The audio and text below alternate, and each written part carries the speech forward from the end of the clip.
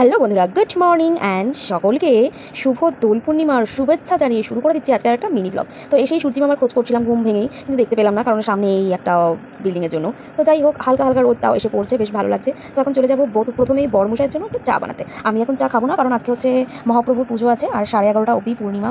তো তার মধ্যে আমাকে সমস্ত কিছু কমপ্লিট করতে হবে। তো সেই কারণে শুধু আজকে বড়মশাইয়ের জন্য 1 কাপ চা বানিয়ে নেবো ঝটপট করে।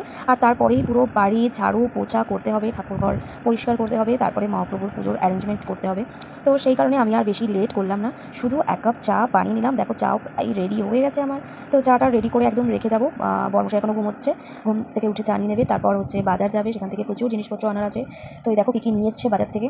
আমি বলেছিলাম বিশেষ কিছু আনতে না, 5টা ফল আর 5টা মিষ্টি, ব্যাস। তো এই দেখো 5টা ফল নিয়ে চলে এসেছে। কলা আছে, শসা আছে, লেবু আছে, আপেল আছে, আর নিয়ে এসেছিলো আঙুর।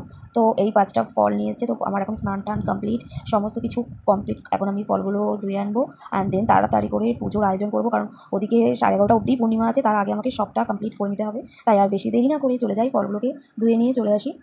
আর এই হলো আজকে আমার ঠাকুরের বাজার নিয়ে এসেছে। এছাড়া তোমাদেরকে দেখাই আমি এগুলো নিয়ে এসেছি। কী নিয়ে এসেছি, আমার মহাপ্রভুর জন্য একটা নতুন পোশাক ধুতি নিয়ে এসেছি, খুব পছন্দ হয়েছে, দোলের দিন বলে হলুদ নিয়ে এসেছি। আর এই দেখো এখানে একটা বিশাল সুন্দর একটা মালা, আমার খুব পছন্দ হয়েছে, আমি মালা নিয়ে চলে এসেছি। এছাড়া নিয়ে এসেছি 2টো আসন, 2টো সিংহাসন রয়েছে, তো ওই জন্য 2টো আমি আসন নিয়ে এসেছি, কিন্তু এনে দেখলাম আসনগুলো একটু ছোটো হয়েছে সাইজে। আর নিয়ে এসেছি হচ্ছে লাল আবির। তো যাই হোক, এখন আমি মহাপ্রভুকে রেডি করাবো। তো চলো আগে রেডি করিয়ে নিই নতুন বস্ত্রে। তো দেখো কেমন লাগছে, আহা ভারী মিষ্টি লাগছে শ্রী চৈতন্য প্রভুকে। তো যাই হোক, 5 বছর হলো উনি এই বাড়িতে আছেন, আমার বিয়ের সময় এসেছিলেন আমার সাথেই। তো এই যে দেখো মালা দিয়েছি, আর পুরোনো মালাগুলোও দিয়েছি। আর জানো তো, মুকুট কিনেছিলাম একটা সাদা, দোকানদার মুকুটটা দেয়নি, দামটা নিয়ে নিয়েছে, তাই জন্য পুরোনো মুকুটটাই মহাপ্রভুকে পরাতে হলো। নতুন একটা কি সুন্দর মুকুট নিয়েছিলাম আমি, সাদা মাথা দেয়নি, প্যাকেট চেক করে দেখলাম। তো যাই হোক, আমার মহাপ্রভু তো সাজগোজ একদম রেডি। তো তোমরা একটু বলো কেমন লাগছে মহাপ্রভুকে সুন্দর নতুন পোশাকে। আর এই যে পুরোনো 2টো মালাও পরিয়ে দিয়েছি, আর বড় মালাটাও পরিয়েছি। এছাড়াও বড়মশাই একটা ফুলের মালা নিয়ে এসেছিল অনেক বড়, সেটাও পরিয়ে দেবো। তো যাই হোক, এরপর ঝটপট পুজোটা করে নিলাম। পুজো কমপ্লিট করে ভাবলাম তোমাদেরকে একটু দেখাই।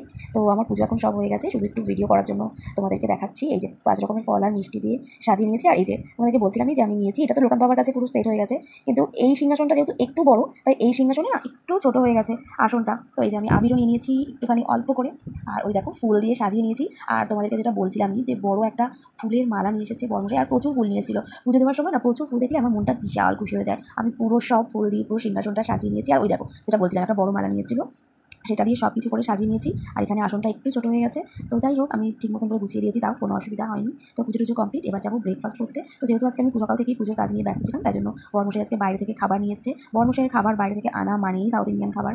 তো যাই হোক, এই সমস্ত কিছু খেতে খেতে পাশের বাড়ি থেকে কাকিমা ডাকছিলেন ছাদ থেকে, দিয়ে প্রসাদ দিল, খিচুড়ি ভাজা মিষ্টি। তো সমস্ত কিছু খেয়ে একটু ঘুম দিচ্ছিলাম। তারপরেই আমার ভাসুর যা এসেছিলো তাদের পুচকুকে সাথে নিয়ে, তো সবাই মিলে একটু হোলি খেললাম, বেশ মজা হলো। তো হোলি টোলি খেলে আবার এখন ওপরে চলে এসেছি। এসে আজকে নিরামিষ খাবো, খিচুড়ি আর বেগুন ভাজা, যেহেতু পুজো হয়েছে। তো এখন এই দেখো বিচ্ছিরিত অবস্থা হয়ে রয়েছে, আবার স্নান করতে হবে, তাই ভাবলাম রান্নাটা করেই খাবারটা স্নান টান করে খেতে বসবো। তো যাই হোক, আজকে ভিডিওটা এখানে শেষ করছি। হ্যাপি হোলি।